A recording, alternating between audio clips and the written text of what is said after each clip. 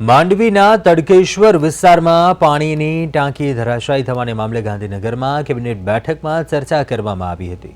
ગઈકાલ રાત સુધી થયેલી કાર્યવાહી અને પોલીસ ફરિયાદ અંગે કેબિનેટને માહિતી આપવામાં આવી અને આ ઘટનામાં અત્યાર સુધી 3 અધિકારીઓને સસ્પેન્ડ કરાયા છે અને અન્ય જવાબદાર અધિકારીઓ સામે પણ કાર્યવાહી થવાની શક્યતા છે।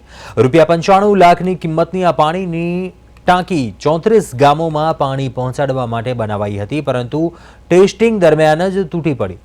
પાણી પુરવઠા મંત્રીએ જણાવ્યું કે અધિકારીઓ અને એજન્સીની સામે પોલીસ કેસ કરવામાં આવશે અને દોષિતોને કડક સજા થાય તે દિશામાં સરકાર મક્કમ છે।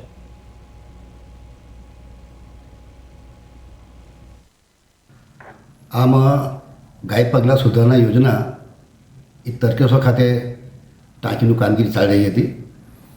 એમાં માંડવી તાલુકો અને કામરેજ તાલુકાના 34 ગામોની અંદર આ ટાંકી દ્વારા પાણી પહોંચવા માટેની યોજના હતી। કોન્ટ્રાક્ટર હતા Jayanti super construction private limited Mehsana અને બાબુભાઈ અંબાલાલ પટેલ મહેસાણા આ કામગીરી કરી રહ્યા હતા અને 19 તારીખે લગભગ બપોરે 12 થી 1ના ગાળાની અંદર ટેસ્ટિંગ કરતાં ટાંકી ધરાશયી થઈ ગઈ છે। એને લઈને આ ટાંકીની જે કિંમતની વાત કરીએ, આમ તો યોજના 20 કરોડની છે, પણ ટાંકી 94,84,000 એટલે કે 95 લાખ રૂપિયાની ટાંકી બનેલી હતી। એના માટે સંબંધિત જે કાર્યપાલક ઇજનેર હતા, નાયબ કાર્યપાલક ઇજનેર હતા, એમાં બંનેને સસ્પેન્ડ કર્યા। ત્રીજા એક અંકિત ગરાસિયા હતા, એ પણ કાર્યપાલક ઇજનેર હતા। એટલે 3 અધિકારી સસ્પેન્ડ કરવામાં આવ્યા છે અને આ લોકોની ઉપર પોલીસ કેસ પણ કરવામાં આવ્યા છે, એજન્સી ઉપર અને અધિકારી ઉપર પણ।